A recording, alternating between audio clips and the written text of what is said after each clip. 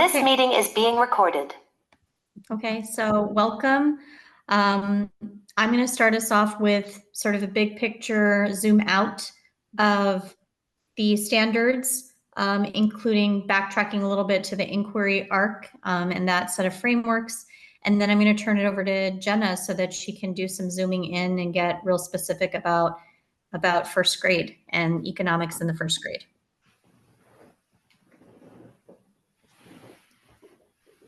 So hopefully this is not brand new, but this is the inquiry arc. And as you know, that goes from developing questions and planning inquiries in dimension 1 through dimension 2, thinking like a historian, an economist, geographer, political scientist. Then we have dimension 3, evaluating sources and using evidence. And dimension 4, communicating conclusions and taking informed action. And these are things we want to see this inquiry arc happening, not just social studies, right? We want to see this across students' learning experiences because we want them to really be invested and engaged in the learning and make sure that the learning is meaningful and driven by their questions about the world. So how does this connect? Well, the connection between this and the newly approved K-12 social studies content standards is that the new standards, which were approved last week, they sit in dimension 2. So applying disciplinary concepts and tools. And here are the 4 disciplines within that: the discipline of history, economics, geography, and civics. And today we're going to go deep into economics. And the economics piece includes economic decision-making, exchange and markets, the national economy, and the global economy. And just to make sure we're sort of on the same page about what we mean when we say economics, we know that economics helps students understand resource and financial allocation, as well as decision-making, both on the individual level and also on the societal level, whether we're looking at local, national, or global society. And studying economics includes core knowledge and insights about financial management, budgeting, investing, and saving. And it involves studying the past, analyzing the present, and predicting the future. So before we look at some standards, here's the coding system for the content standards. If you look at the part that's circled or in an oval, you'll see 5.civ.3.a. And basically what that code tells you, the 5 tells you the grade level, so it would be a 5th grade standard. Civ tells you the disciplinary lens, or civics in this case. The 3 tells you the skill number aligned with the C3 framework. And then the A tells you the order of appearance. And we're focusing in this series on the elementary K-5 economics standards. So just to reorient you, you've probably seen this before. You'll notice that the courses and the topics in elementary school have not changed. They're pretty much the same thing that we've seen for some time. But you'll see that in each of those topics, there are very specific economic standards intertwined with the learning. And then just to reiterate, which Jenna has been saying in all of our sessions, that what we're doing in each grade level builds. So what comes before, what your students are learning in your classroom with you now, and what comes after is important because all of it is sequenced. There's a vertical articulation here. So each thing that we do with our students, each standard that we take the time to teach them, is an important and fundamental building block in their social studies. All right, so let's pause for some questions. Okay, as Jenny has said, we are really doing a deep dive today into what it means in first grade to have an economics understanding of our social studies standards. In order to achieve this, we need to understand that in first grade, students will be using their knowledge of goods and services that their community relies on to examine where each comes from. Students will gain an understanding of global relations in regards to import and exportation. And if you recall from our kindergarten session, students were learning what goods and services were and how they applied to them. And now we are building it within our community. So building on our progression, we need to be prepared for second grade as well. So students need to know how goods and services are grown, manufactured or prepared for use, including but not limited to within their local community. And we do dive further into a global perspective as well. So our 4 standard objectives truly are that students are able to understand how their community is categorized and how it connects and relies on other local and distant communities and environments to meet their daily needs. Also, students need to have a deeper understanding of why a country would want to trade with another country based on what they're able to produce or manufacture, and why we would want to have import and exportation. And students are going to be able to really have a deeper understanding of exactly what goods and services the United States export and which ones they import. So once again, we are a collaborative learning community, so please feel free to contribute standards-based learning activities in the chat as we deep dive through the economic standards. And again, we want to make sure that these are connected to our standards, that activities are linked so that students have the most immersive, valuable learning experience. So our first one, our objective is that students will be able to understand how their community is categorized and how it connects to and relies on other local and distant communities and environments to meet their daily needs. So truly at this stage, students are looking into whether they live in a rural community, a suburban community, an urban community. So certain activities include a game called Guess Where students can read descriptions of goods and services being offered and discuss if the person completing the job works in a suburban, an urban, or a rural community. And then they can discuss where each good or service is actually coming from. There's a game called Community Matchup that teachers can do, where students work in groups to analyze photographs of various goods and services. They can discuss which type of community it is in each place and the corresponding smaller photograph of the correct community to the larger image to show their relationship. Continuing with our understanding of the community is students can complete a diorama where they create that diorama of each type of community, including the goods and services, and each produce and offer. And then urban, suburban, rural, go. For those students that really enjoy an active learning experience, students can either be given 3 different color cards, or they can use, their fingers if that's more resourceful to hold up. The teacher would display an image of a good or service, and the students hold up the corresponding card, identifying the community that produces that good or service. So it's a nice way to get the students active and truly involved in thinking, where they're all able to participate, but show what they know as well. And then we always like to include literacy connections. We do have quite a few that look and examine deeper different types of communities. There's a book called Look Where We Live. What's your community like right this very minute?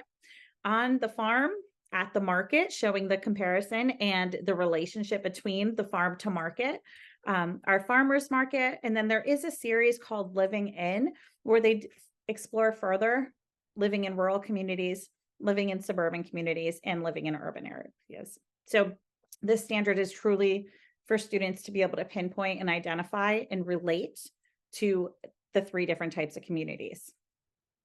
For our second standard, students truly gain a knowledge of goods and services to describe why people in one country would trade goods with another country.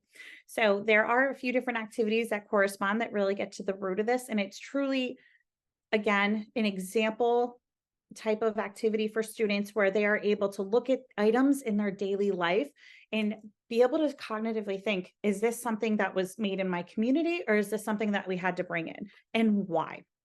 So the first of our activities is called Garden Food. So students are shown photographs of a variety of vegetables and fruits.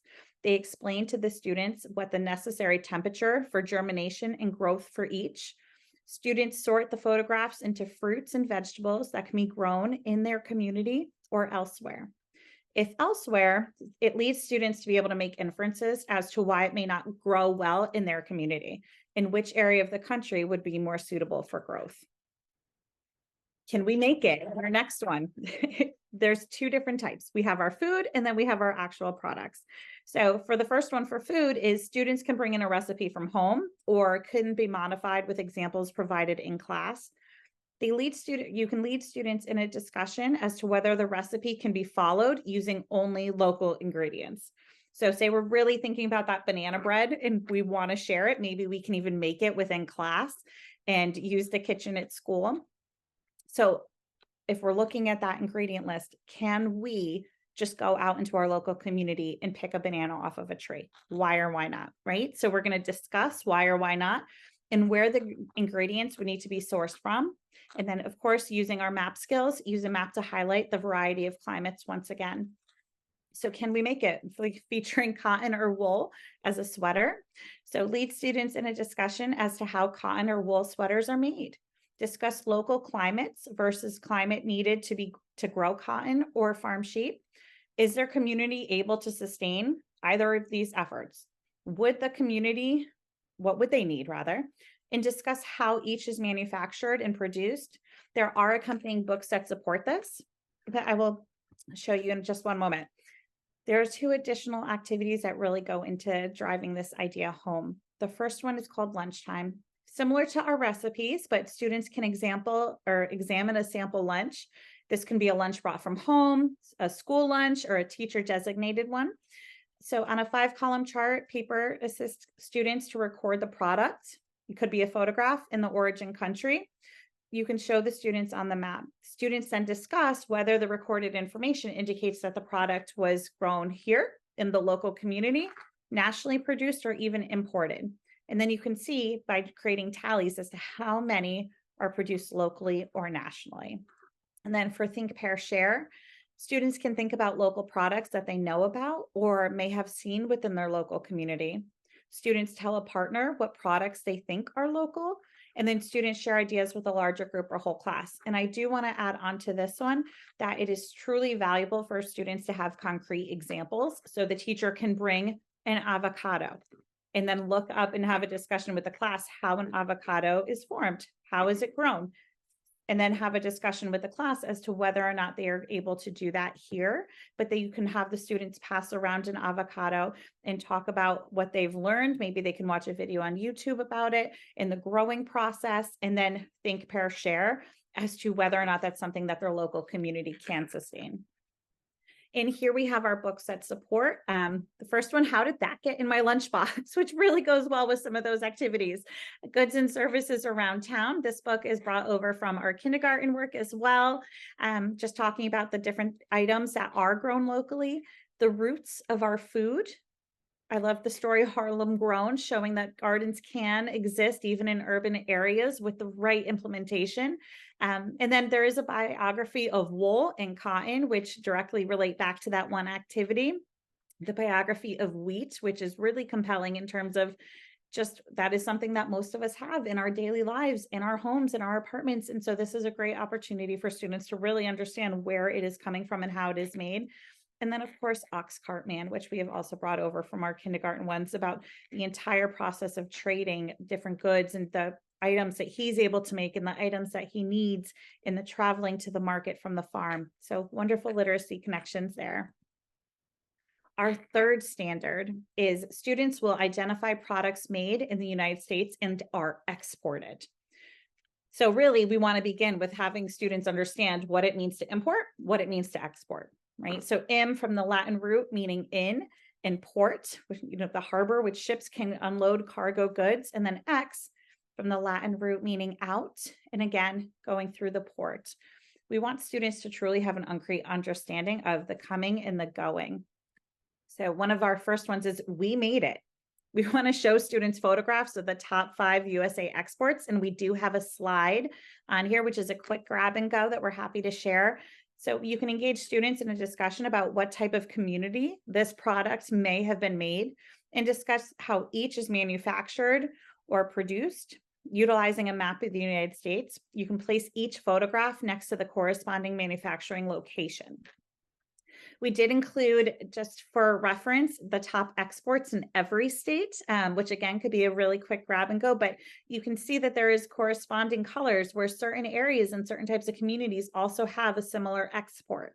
But then other areas of the country, it differs a little bit more, right? So this is a great opportunity to explore what the kids see with graphics included and color coded for their ease, even at the first grade level, to really understand that there are relations in terms of the exportation that come out of our country. Then we have export trends. Show students the map of global export trends, highlight the United States and where the community is located. Engage the students in a discussion about what they notice about the color of the United States and have the students discuss. Then you can ask the students to discuss what they notice about what the United States exports, and then about the global map as well in terms of other colors in countries that match up, or are there a lot of countries in certain areas that match up? Are there multiple countries that have the same exports, or there are regional similarities? And we have included this map here as well for a great talking point. Again, highlighted in color for ease of use, but you can see on a global scale what exports are coming from what regions, and you can have those conversations with students in terms of regional exports. And then here is our graphic on the top 5 exports from the United States based on a graph from 2019 that we can absolutely share as well. And these are the top 10 countries which Connecticut exports goods to. So our top 1 is Germany, and our 10th ranked is Japan, just following linear of the top countries that we export to, based again on 2019 information. Imported goods. So now we have our last standard, and this one, unlike export, is all about the importation of what we need. So the first one is called, what do we need? So students can be shown a map of imports by state, similar to the export map, and ask students to think, pair, share what they notice about the imports by state. And again, engaging students in a discussion about the needs of individual states and why they may import what they do. So you can discuss again the climates, exports, and the influence that they have on what they import. Imported goods, task cards. So you can prepare index cards with an import or an export scenario. This is truly going back to making sure they understand the difference between import and export. In groups with adult support, you can have students discuss if they have read an instance of importing or exporting. So as an example, baseballs made in the United States are used by baseball players in Japan. Is that import or export? And of course, export. So here we go. This is our top 10 import map. And you can look at it by region again, color coded for ease, really looking at the different graphics and or the different climates in the different colors in the way that they relate based on a regional level. And then in import and export sort, once again, making sure that they have that deep understanding. So using knowledge of goods, students can sort images of products produced and exported from the US and photographs of products imported into Connecticut or the United States. And then why is Martin Luther King Jr.? I love throwing in quotes on, famous Americans, especially such influential people. There is a quote by Martin Luther King Jr. all about the importation and the necessary way that needs to occur on a daily basis within our country in order for us to live in the way that we do. So you can review the following quote by Martin Luther King Jr., and it is on the next slide, and I'm happy to share it. On the importation of goods, have students turn and talk to discuss whether or not they think he is right. Have students grab either their breakfast or snack brought from home or supplied by school, and have students guess where each item was produced, and then confirm or explore the items were actually where they are from with the students. And his quote goes, "Before you finish eating breakfast in the morning, you've depended on more than half of the world." So it's exciting and almost like a Sherlock's Holmes game to be able to really dive in and figure out with the students where each of them are coming from, each of the products, and to be able to do clues to figure that out. And then these are our top 10 countries which Connecticut imports goods from. There are some similarities, but there are also some differences, especially in the ranking. So Canada is our number 1 country that we import from, and Switzerland is our number 10. And again, books that correspond. The distribution of goods and services truly highlights the need for the trading and exportation and importation. And again, what is importing and exporting? Where did my clothes come from? Similar to what's in my lunchbox. And how are smartphones made and sold? How are the video games made and sold? So truly going along with some things that the students enjoy on a daily basis. How is paper made and sold? And also in this series, how are cars made and sold? And then we do have a progression of our vocabulary coming over from kindergarten. So you will see some similar words, but in addition as well, such words as manufactured, citizen, trade, transportation, produced, government, natural resource, agriculture, location, all additional words. And then once again, you can see the grade level progression of the vocabulary, just moving along from left to right in terms of each year adding on more words and really keeping some of the words from the previous year that are going to roll over and students need to have